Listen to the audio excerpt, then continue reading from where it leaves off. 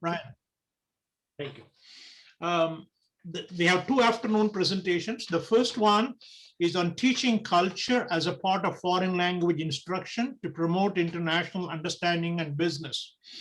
We have two presenters sharing this presentation. One is Dr. Svetlana Melnik. She is a senior lecturer in the Department of Slavic and Eastern European Languages and Cultures at Indiana University. And the other one is Ms. Yingling Bao, Senior Lecturer, Department of East Asian Languages and Cultures at Indiana University. I will introduce both of them briefly and then turn it over to them so that they can decide the format which they would like to use to present.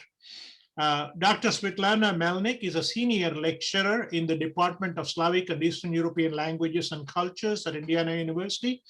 She specializes in sociolinguistics and bilingualism, and her publications include the co-authored book, Linguistic and Ethnic Diversity of Ukraine, as well as a number of articles examining bilingualism and language policies in Ukraine. At Indiana University, she teaches Ukrainian, Introduction to Ukrainian Culture, and content-based Russian courses, including Business Russian. Her international teaching experience includes teaching the Ukrainian language in Ukraine, Hungary, Canada, and US. Svetlana also participated at the international conferences, roundtables, and seminars in Canada, Hungary, USA, Spain, Ireland, and Ukraine. As for Ms. Yingling Bao, she is a senior lecturer. She has taught language courses across first to fifth year levels. Before joining IU, she taught at the University of Virginia and Middlebury College Summer School.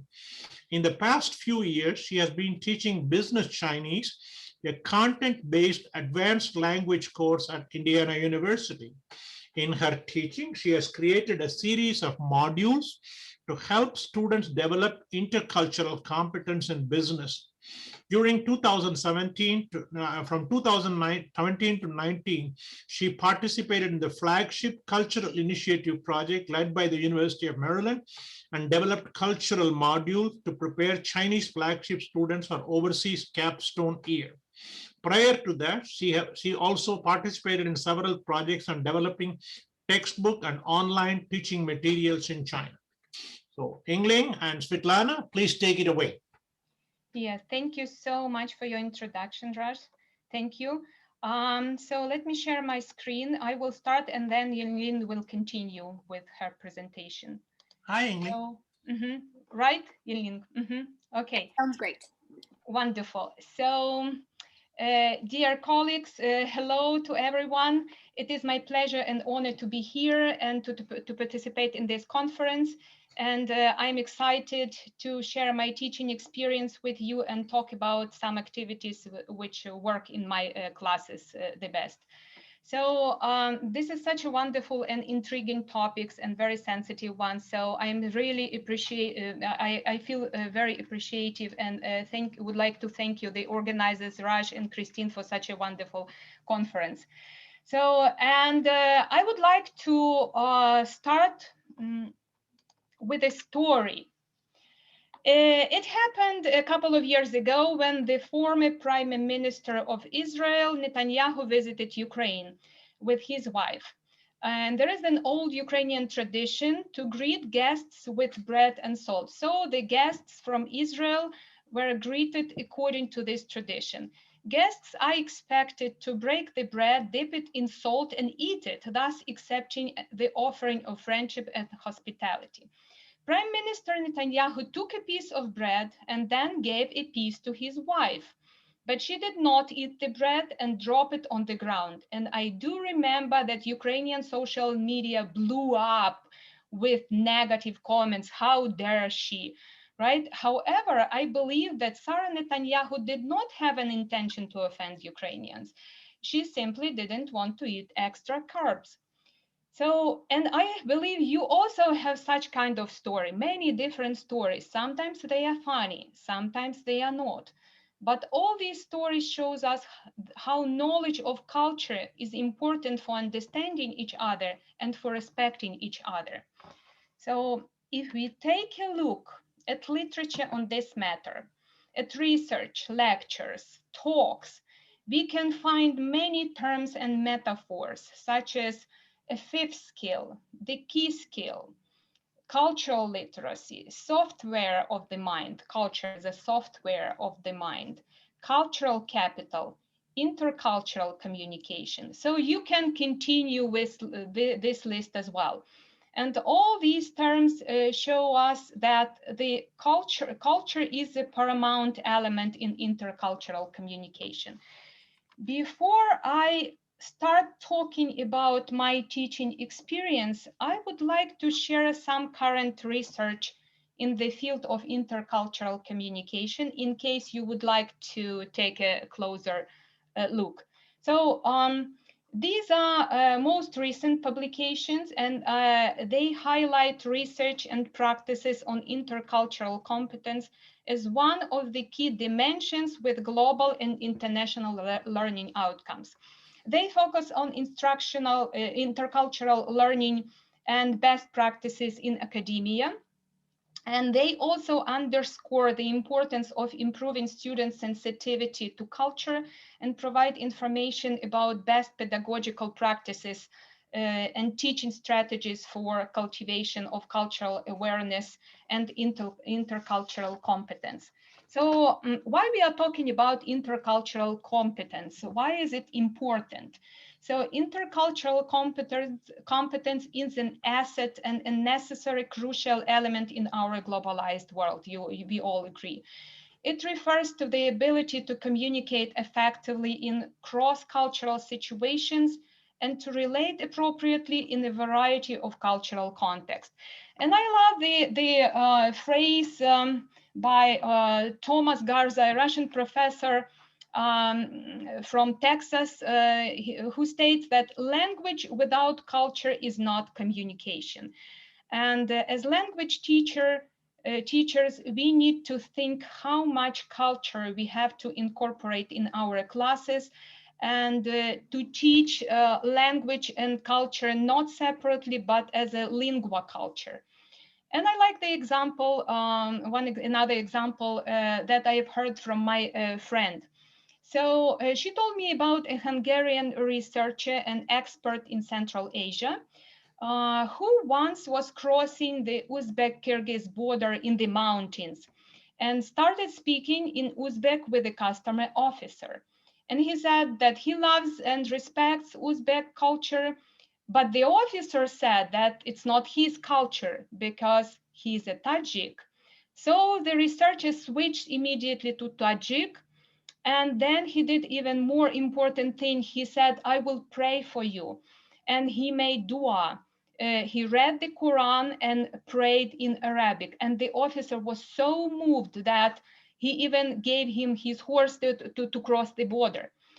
So we can see that this is another level of communication. As language instructors, we all think about learning outcomes. We all think what our students will be able to do after our classes. And the reason of teaching culture is to make them successful in communicating with people in other cultures. So I ask my students of different majors, many of them were business majors, to reflect on why learning culture is important. And I am happy to share some thoughts with you. And for the sake of time, I'm not going to read all these testimonies, but just to follow a couple of keywords. So learning culture helps to cultivate different ideas, to be professional and respectful, to have more respect for the differences, to acquire other methods, to expand horizons, to gain a new viewpoint in the world, cultivate a positive, accepting, culturally diverse society, do business efficiently and respectively. And probably I would like here that by learning and understanding another culture, we appreciate tolerance and patience. We embrace diversity and inclusivity. I strongly believe that cultural knowledge helps us fight fake news, disinformation, and aggressive rhetoric, as well as debunk some certain cultural myths. And learning different cultures, especially in the business sphere, can help implement creativity and innovation. So we all agree that learning and understanding culture is very important.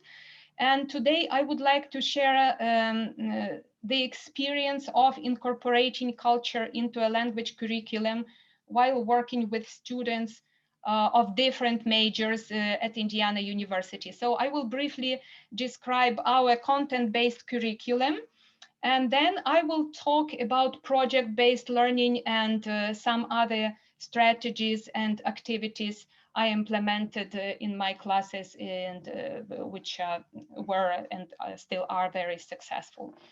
So I came to IU in 2014, and at that time, our current flagship program director, Dr. Maria Sherdakova, suggested the idea to create the content-based course curriculum for the 5th year Russian. And since that time, we have been teaching the following courses. We have Russian political culture, business Russian, Russian for the social sciences, contemporary Russian culture, Russian modernism, contemporary Russia in film, literature, and art, Russian mass media, and Russian through literature.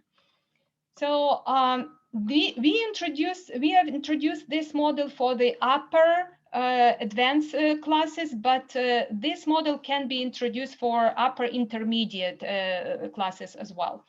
So this is a very viable model. These courses attract both undergraduate and graduate students. We have developed a 4-semester rotation of different classes. First, this model helps to work with flagship students and satisfy the learning objectives aligned with the ACTFL proficiency guideline. I assume you are familiar with the ACTFL proficiency guidelines. So second, the Slavic department closely works with the Russian and East European Institute, and this rotation model meets the language expectation of master's students of different majors, as well as our PhD students. And third, this is most relevant to our today's discussion. This model allows to incorporate culture both implicitly and explicitly. So how to create a culture-sensitive classroom. I will not discover America here, and probably the information I will provide here is not new, because we are all doing these activities in our classes one way or another, but I just want to briefly summarize all these points.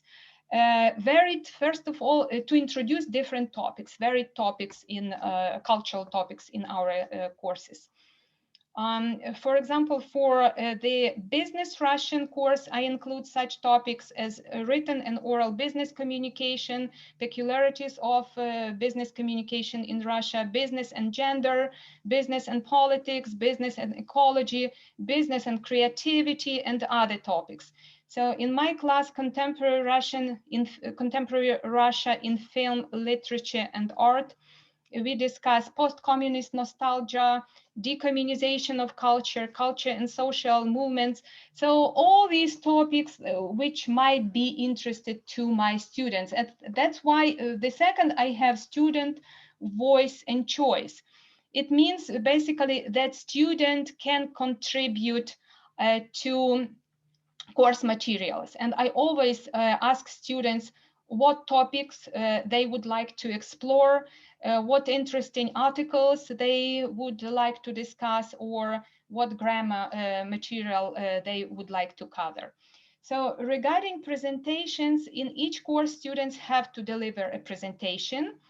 They select a particular topic relevant to their academic interest or general interest. They do their own research on specific cultural phenomena, and then present this in class in the target language. Also, task-based activities and role plays are important as well. I will talk a bit more about this later. Final paper and final presentation on some cultural topics is another way to contribute to the culture-centered or culture-sensitive classroom. And also guest speakers. My colleagues and I constantly invite native speakers, experts, and professionals to our classes, and this creates very productive, informative, and interesting discussion. Authentic movies. So we all use authentic materials in our classes, including authentic videos. I'm talking here a bit different approach. I'm talking about original TV series in the target language, which can be incorporated into the curriculum and be a substantial part of the language learning the whole semester. So, for example, in my business Russian class, every week, at the end of the week, we watch a TV series. In Russian, that's "Не родись красивой," not born beauty. You are familiar with the story. It's a story about Ugly Betty with many versions in different countries, about an ugly girl who became pretty one due to hard work on herself. And the Russian story is about a big fashion company and the fashion industry. So students watch one episode every week and then do different assignments, and I prepare like different types of assignments for every episode. In this series, they are able to observe real business situations, real business settings, learn business vocabulary, and most importantly, they can observe business and office culture, like real Russian business and office culture. Use local and community resources. I am a big supporter of community. I am a big fan of community and local resources, and I would like to encourage you to utilize local resources in order to increase student awareness about culture. So go to the library, go to the local museums. You will discover big treasures there. At least here at IU, we are blessed with IU Art Museum. We have wonderful libraries. Also think about community, think about churches, mosques, meeting with community members. These are such it's a great opportunity to immerse your students into this cultural atmosphere, authentic atmosphere. And finally, projects. We can implement different projects as part of a language course. I will talk a bit more about this. I did different projects in my classes. For Business Russian, we did the podcast project. So the student recorded their podcast in the target language. And for Russian for the social class, for the social sciences class, we did another project with Wikipedia. So have you heard about project-based learning or project-based language learning?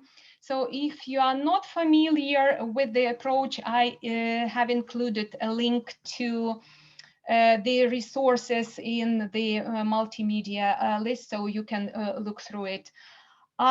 Basically, project-based learning or project-based language learning is another interesting and effective way to incorporate culture in language classroom. As I mentioned before, as a part of a content-based course, Russian for the Social Sciences, students created Wikipedia pages. They researched, wrote, and published a series of Russian language Wikipedia articles about notable African Americans whose lives were connected with Russia. So what is project-based learning itself?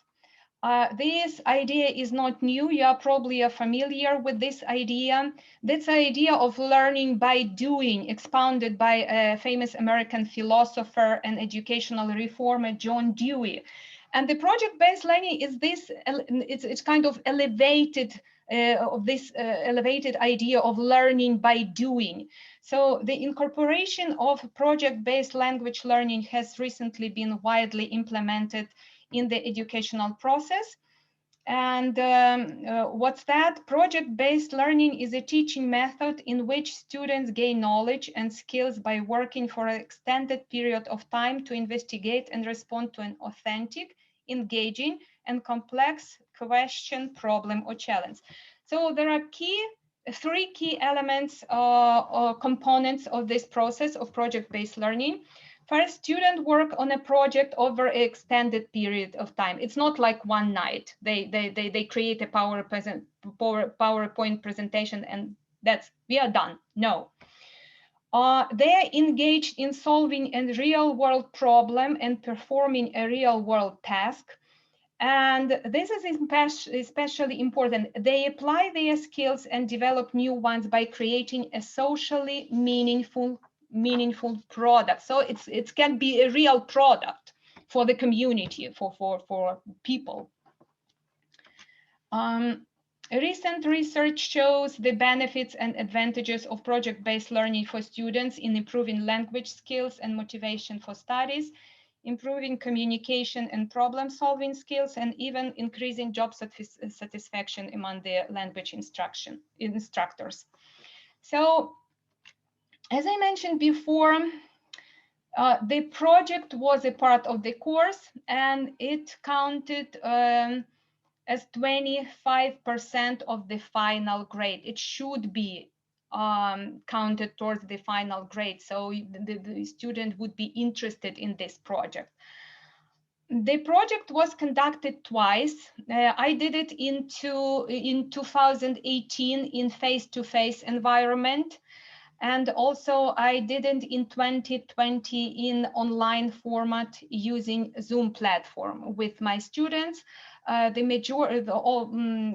first time in 2018, I have two native speakers, heritage speakers. In 2020, I had all non-native speakers of Russian. All students who participated in the project were non-native speakers. So the project consisted of several stages. We had a list of resources and outline. First draft. Yes. You have both equal time, and you are, I would say, please wrap it up in another minute. We will give you more time during Q&A, so that England can have the other half of the presentation time. Oh, really? Oh my goodness. Seriously? Because it is 45 minutes between both of you, not each of you. Yeah, I know, I understand. Okay, thank you. So give me just a couple of minutes to wrap up this part of my presentation, okay? And Yinlin will continue. Okay. Okay, thank you so much. So basically, this is our final project. We wrote 19 Wikipedia pages altogether. And I would like to show you just one page as an example. So that's in the Russian language, Wikipedia page. Okay, so we did other projects with our students. Students were very excited. That's an exciting project. And if you would like to work on this with this approach in your classes, I have some ideas how to implement the projects in your classes. So I guess I need to stop here. I will stop sharing my screen, and during Q&A session, I will show. We will give you more time during the question and answer. Yeah, wonderful. Thank you. Yes. Thank you. So I will stop here. England, please take it away. Okay. Thank you for the wonderful speech. I actually would love to hear more from you. Good afternoon, everyone. I'm Yinling. It's my great pleasure to be here. It's my first time attending this conference, and I feel like I benefit a lot. And I want to thank Rush for providing such a great platform for us to exchange ideas and get feedback. So this morning we've heard presentations, amazing presentations from the perspective of business and also a perspective from a historian. So today, as a language instructors, I'm going to talk from the perspective of a language. My colleague has mentioned, I think I echoed a lot with her about the relationship between language and the culture. So a lot of the I think language and culture, these two concepts, they're indispensable. So a lot of cultural beliefs and values are conveyed through language, and those language forms may be particular to the specific culture. And also for our students to be able to engage in successful communication, they need to understand the cultural norms, values, and traditions. So that's why culture is always a very important part of our language education. So in Chinese, we have a saying, sing different songs on different mountains.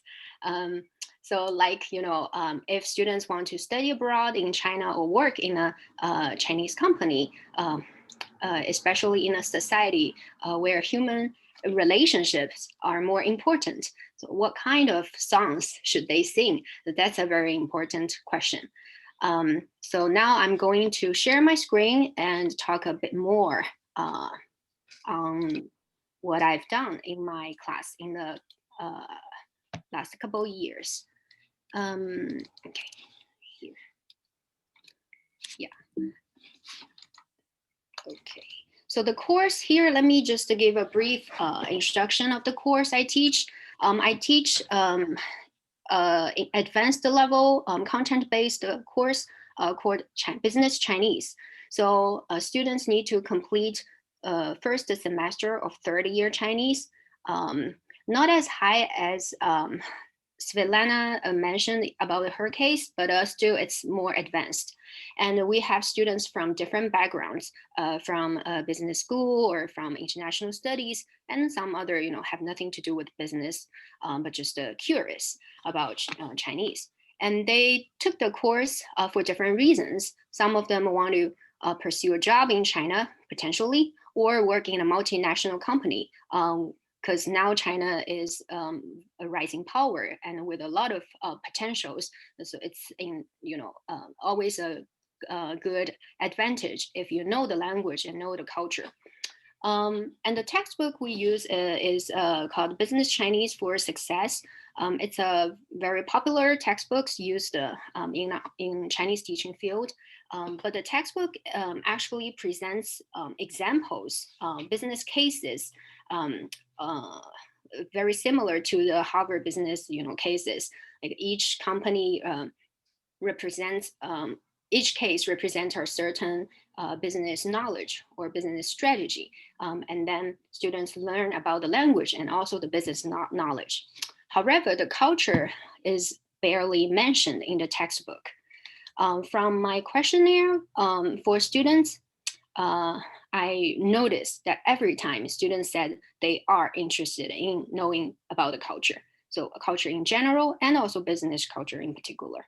And they have some, plans possibly to engage in like communications with Chinese colleagues or Chinese people after graduation.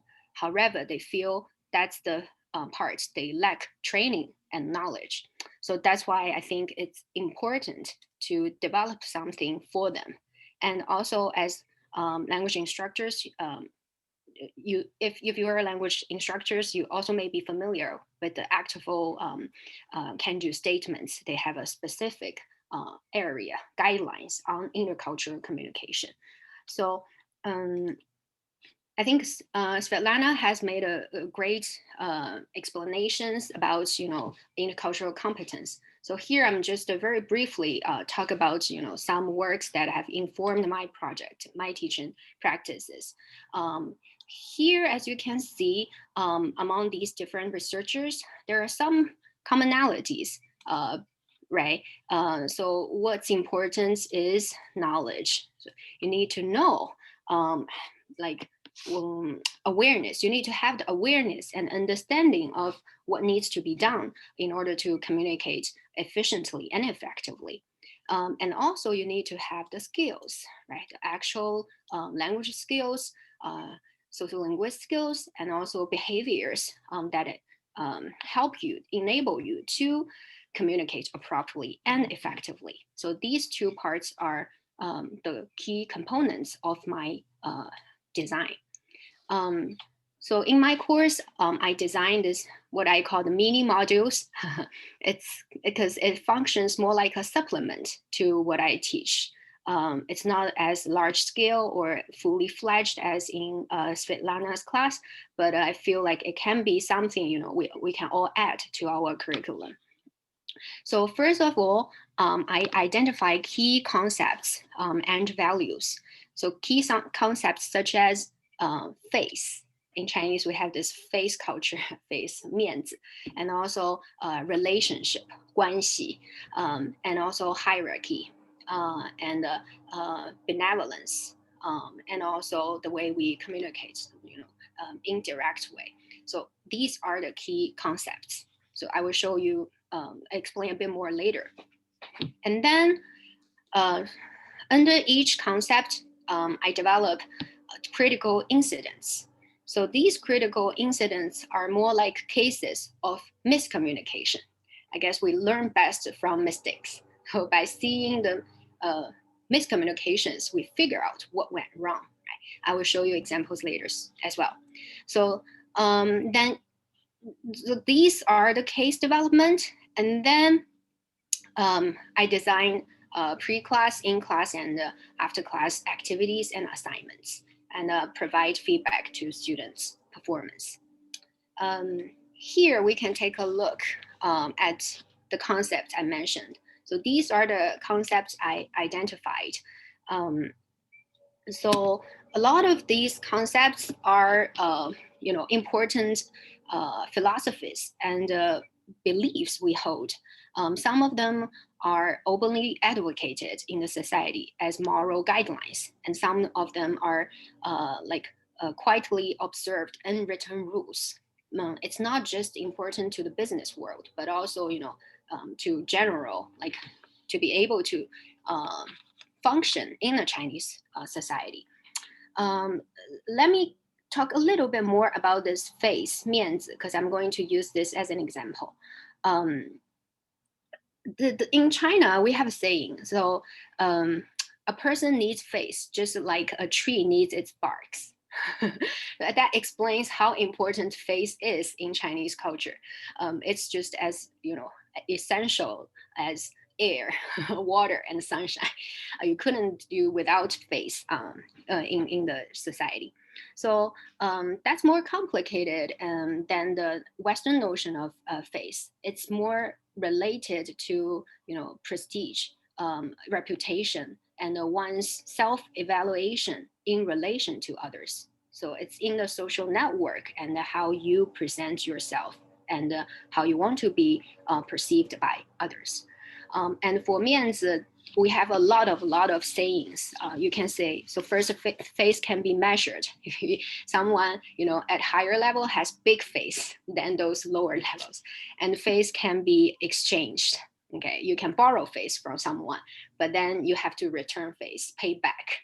And face, you will lose face if you don't do things correctly. So that's kind of very quick wrap up of this case, a face. And then in 1 minute, I will show you the detailed story about this case. So I mentioned about this critical incident. Basically, it's a story involving characters from different cultures.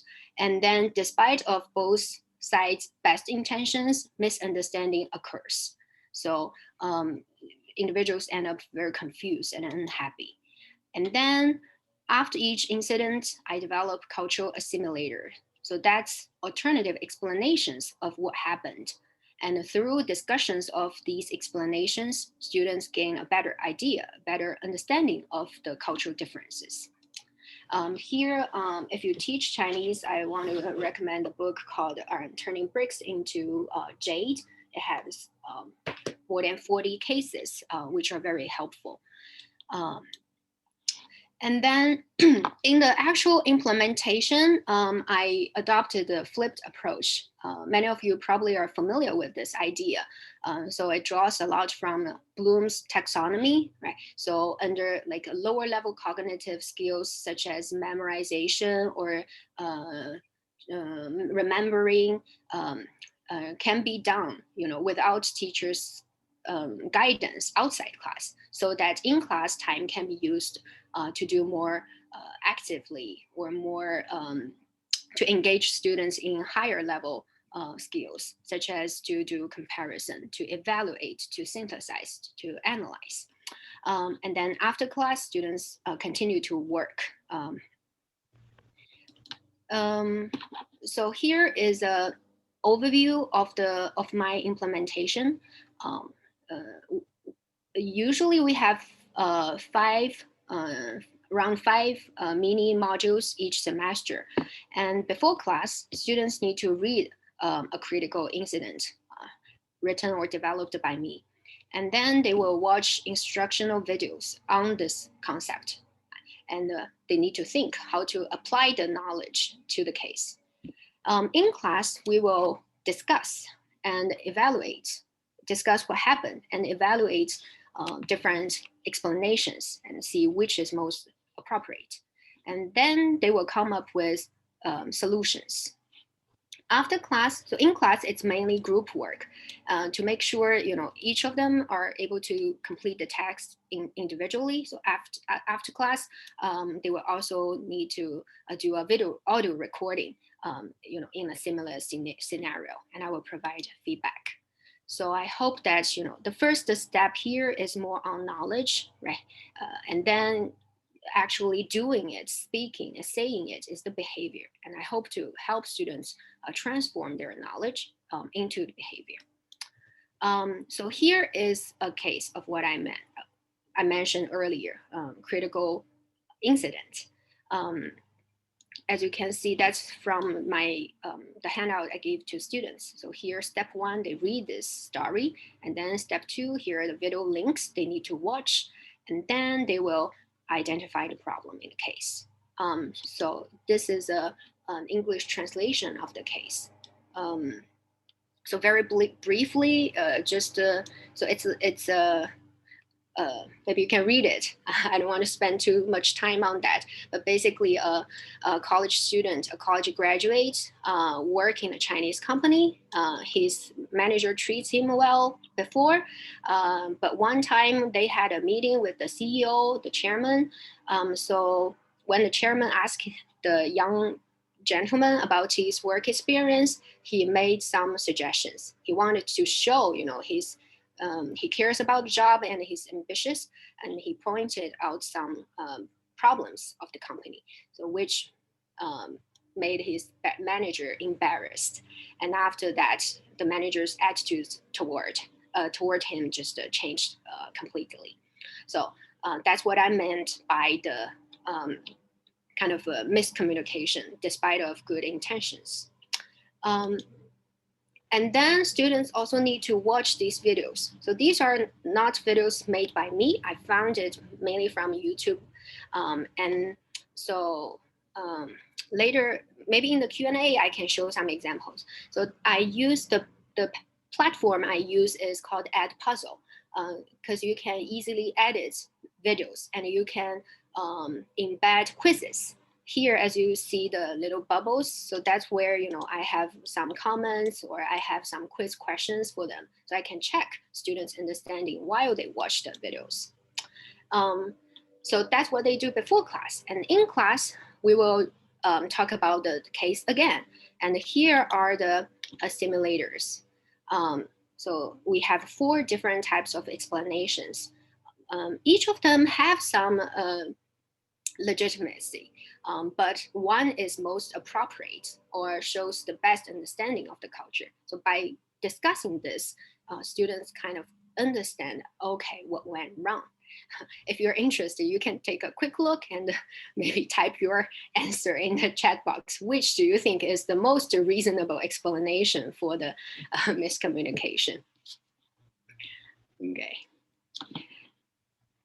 Okay, so me see the, okay, let me go on. And also I will broaden their concept of face by showing more, kind of information materials. So here, as you can see, right, a lot of time these core concepts are interrelated. Face is also related to this relationship.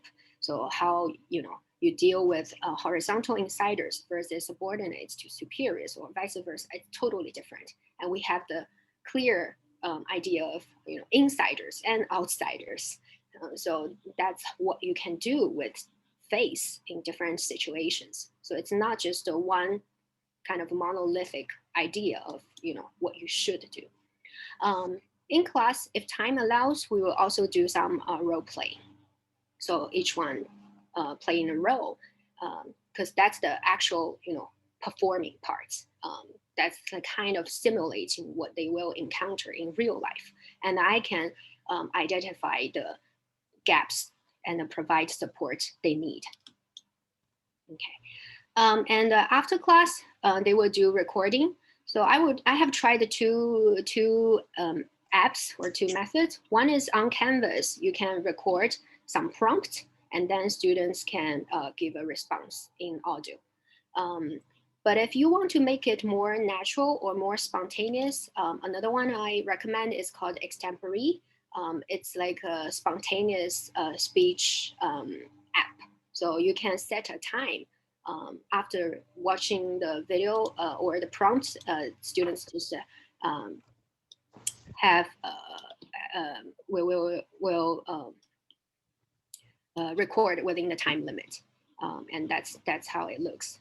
In the Q&A, if time allows, I can show you the website. And here is from what responses from students. As you can see, now they thank the boss for acknowledging their work, and then they attribute their success to team members, right? And they give an example of how they support her, and also attribute the success to the boss and the section head, and talk about what they hope to do in the future. And here is another example. As you can see, their understanding has become much more kind of fledged and much more rich than before. So lastly, I want to talk about how if your students have gained a better understanding. So that's the learning outcomes Svetlana mentioned, right? So other than their performance in class, here is the can-do statements from the Actful website. So I just put them in this table. It's easier to trace. So at the beginning, at the beginning of class, students will do a self-evaluation. And then by the end, they will do another evaluation. So I can see that clearly they've improved from lower stages to higher stages. And also, I asked students to develop a website, to do to do self-promotion, case analysis. And one part of it is a kind of a cultural reflection, like what you've learned. And here is the reflection one student wrote. And here is another one. So that's more like, giving advice to those who might work in the Chinese business context. So how you should understand these important notions. Yeah. Okay. So for the future directions, my project is still very small scale. In the future, here are some things I hope to refine. First is validation of the incidents and explanations. Because now many of the cases were, based on my understanding and also from some textbooks. But I think it will be helpful to actually, solicit feedback from business persons, professionals, and also experts in pragmatics or in intercultural communication fields. You got 5 more minutes. 5? Okay, I think I can finish in maybe 2 minutes, and then we can have more time for Q&A. Then we'll go to Q&A to both of you. Sorry for interrupting you. No. Okay, thank you. Thank you for reminding me about the time. And Second is to collaborate with colleagues to develop more cases. Because now under each concept, I only have one case. I really hope to have multiple cases because the concept is very complicated and we need to show it in different examples, and also provide more detailed simulators. And so that's the part I hope to collaborate. And also, I think for now, I did a pretty good job in talking about the knowledge part about these concepts. But in terms of the behavior, I want to provide more instruction, like on discourse behavior, like what are the exactly words or phrases or patterns we often use in this situation, and from very polite to maybe not that polite, like give students a variety of language resources they can use, and like other things like how turn taking is different in China, or between different roles. And also lastly is many of my students are from business school. They are trained. They have more knowledge than I do because I stay in the academia most of the time. I don't know that much about the professional world. So that's the part I think I can rely on them to bring in their expertise. Yeah. So after all, I feel the goal, our goal is to cultivate, we say, language professionals, right? So we are not transforming them to become a Chinese, but rather a person who has perspectives of both cultures, and so they can engage in more meaningful interactions, and also to negotiate more successfully. Yeah, so that wraps up my talk, and I look forward to any questions. Thank you. Jennifer, do you want to ask your question, or you want me? It's in the chat box already. Jennifer Sami. She had a, hold on a minute. I think I know I saw her question. Just a minute, please.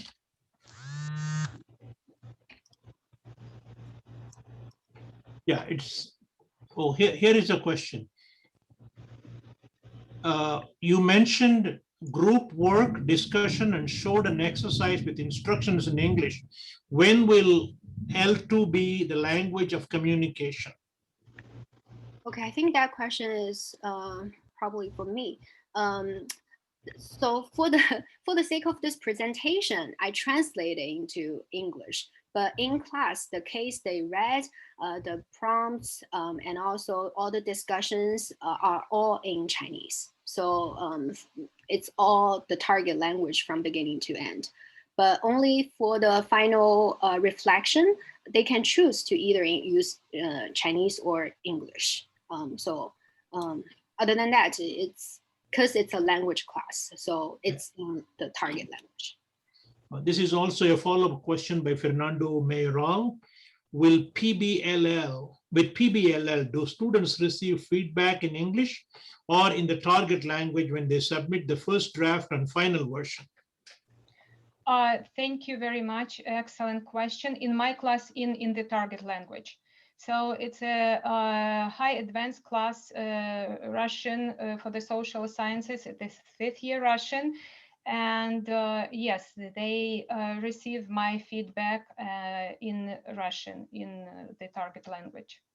And also in my Wikipedia project, we worked with a librarian, my former colleague, and she provided her feedback in Russian as well.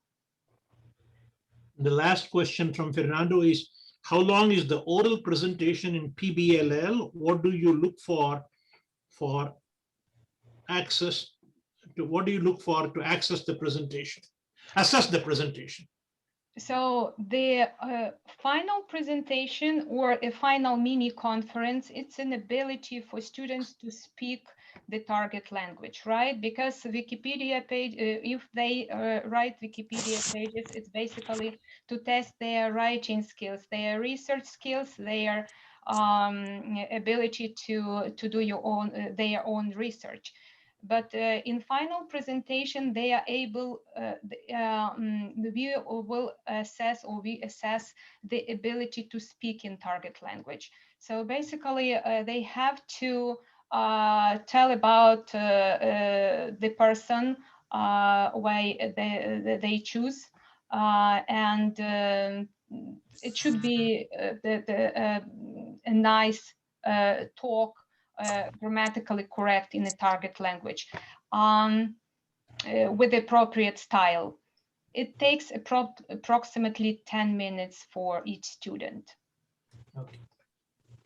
Yeah, are there other questions, please? I read the one from the chat box, but each one of you is at liberty to ask question to either one of these two people. Please go ahead.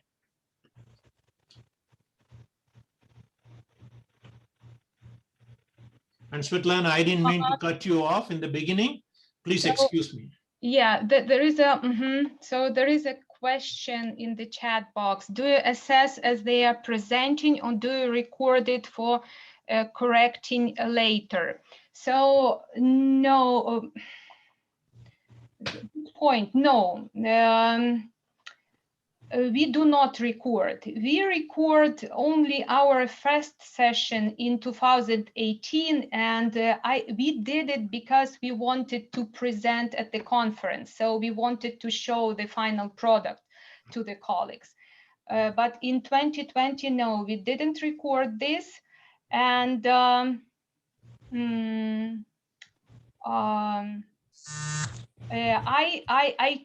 usually take my notes, and then I provide an individual feedback for each student.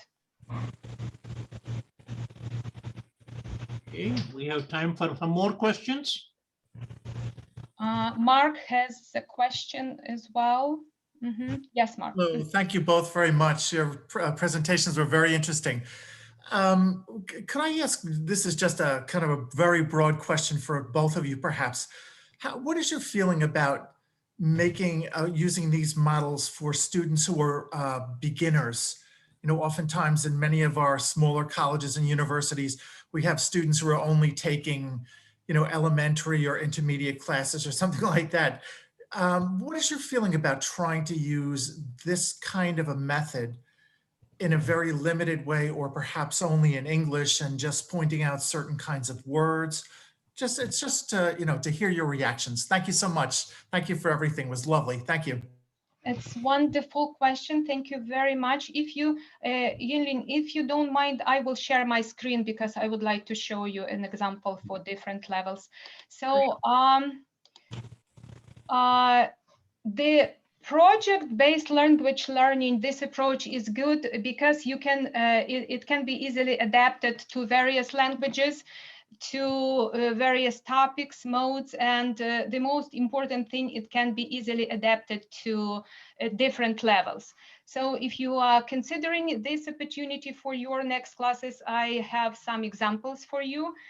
For the beginner level, it can be a poster, a language event, a wall newspaper, creation of materials for local schools, community event. But by the way, you can also write a Wikipedia page as well. So that should be much shorter, but still it's doable. And you can introduce the project-based learning at the intermediate level as well as at the advanced level. So yes, Mark, it's a viable model. You can work with the project-based learning from the beginner's level to the advanced. Thank you very much. Yingling, would you answer to, I think he wanted your reaction also to that question. Thank you. Yes. Yeah, that's also a question that I often ask myself. And that's the, you know, part I think I should do more in the lower level classes. Actually, that reminds me of, you know, kind of a call in the field, in the language education field. Like in 2007, the Modern Language Journal, they had a call to, you know, kind of challenge this two-tier kind of separation between language and culture, because oftentimes at lower levels you see language, it's more focused on communicative competence, while on the advanced level it's more on the literature or film or cultural studies, but it's not a very kind of a comprehensive integration from lower level throughout to the advanced level. I think if I think the intercultural competence itself, right? It doesn't differentiate lower level speakers or advanced level speakers, because as a language learner, we need to develop this competence. But then in terms of the actual language you can use, that's some limitations because for advanced learners, they are more able to elaborate and they have more kind of linguistic resources under their belt, so they can be more strategic and more sophisticated. However, I also agree with Svetlana, so that's something doable. Take a flipped approach, for example. I think these modules can be like a self-learning modules, and some of the cases can be in English, and also the explanations can be in English. So here the focus is not on the actual language output, but rather than to raise awareness and understanding, and then we can scaffold them to build their language abilities, maybe from simple words. Like in Chinese, right? 你 versus 您, so that's the polite form and the plain form. And those little linguistic features already tells you about the hierarchy, about the relationship. So we can start from those simple ones, simple language forms, and then just get them kind of plant the seed. So when they move to a higher level, we hope that's something it's more kind of internalized. Yeah, that's my take on this. Thank you very much, both of you. We I have a question. Do these students have internship, for example, in the countries that they're learning the language? Yes, guys, this is intense. Did you get my question? do the students have internship? Internship, for example, if you cannot speak like Chinese in America here, if you're teaching a student to learn Chinese in America without having internship in China in order to understand the language or be able to speak the language, do they have internship? Yeah, that's a great question. For the class, we don't require them to, have internship or study abroad. But since it's an advanced level, many of them do have some experience, studying abroad. And also, many of them are from Kelley Business School. So they have some study abroad, maybe not long, like a week long or a month long, but they have some exposure. But not necessarily all of them. And also not all the students take this course because they're interested in business. Some of them just want to learn to maintain their language proficiency, and they don't want to take like regular language courses. So many of the concepts or the ideas I try to introduce in the class also applied to other situations. Like applied to the general Chinese society, not just the business context. Yeah, but yeah, I think that's something I really hope. I feel like study abroad should be a required component of any language education, if possible. Let me follow that up with another question. In the Indiana area, Bloomington area, are there opportunities for domestic internship? Like if there are companies or small businesses where the students can get an internship. I don't mean a paid internship, but let us say there is a Chinese restaurant, which is not a small, very small one, a hole in the wall, but let's say a very popular one, where every day they serve 300 people. Can a student, is there an opportunity that you can pair a student with the owner of the Chinese restaurant so that he can greet the customers, he can interact with the owner of the company, things like that? I mean, I'm using Chinese as a language. I'm talking about any language, Yeah, okay. I will answer first, and I guess Svetlana may have more insights because she mentioned about community-based learning, and that's something I really hope to do as well. In Bloomington, yes, I haven't done that, but we are lucky, we're fortunate to have a lot of resource. We have a large population of Chinese international students. And so on campus, students have a lot of opportunities to interact with native speakers if they go beyond their comfort zone. And also because of these international students, the business, we have a lot of business related to that, like Chinese grocery shops, Chinese restaurants, and also kind of services, cleaning up services or delivery services or food services like in Chinese. So there are a lot of ways that students can reach out to the larger community, the local community. And Raj, I think you made a very good kind of example. That's something we can pursue, to pair them with a restaurant, to work for the restaurant, or like design a brochure for the museum, or to design certain pamphlets for the international students' parents, things like that. I think that works well with project-based learning, right? Svetlana, if you want to. I don't want you to think I'm an expert on language, except that I speak 5 Indian languages. That's a different issue, but that is more by playing on the street rather than going to a language school. I just thought, now pairing with international students is something different because they are also on the campus for study.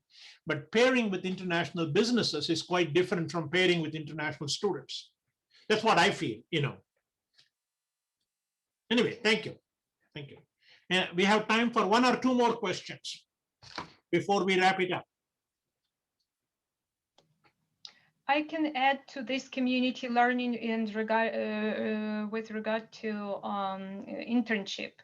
Unfortunately, we don't have companies here. We don't have Russian or Ukrainian companies, but I have been thinking about community service, let's say to translate another project, to translate some materials into Ukrainian or Russian for the local police or for the hospital. We have huge Indiana hospital, right? That would be a wonderful project. You can consider this project for your classes as well, to translate materials into Russian and Ukrainian for the hospital. That would be a great opportunity for project-based learning, I would say. Not hospital is a little bit more dangerous because somebody's life could be at risk if you don't translate properly. Yes, you are right. Yes, you're right. So it's not, well, then we pick materials which are not so sensitive, I would say. You want to go towards less risky. Don't get involved with the lawsuit. Exactly. Thank you, Raj. Good point. Good point. All right. Any other questions? All right. We want to thank both of you. At this stage, I would like to request members in the audience to record your initial reaction in 2, 3, 4, 5 words. And I would like to express my deepest appreciation to both Svetlana and Engling. They were very kind to send me a list of resources, which I made into a PDF and sent it to all of you. I purposely held off on sending the PowerPoints because I wanted the presentation to be over.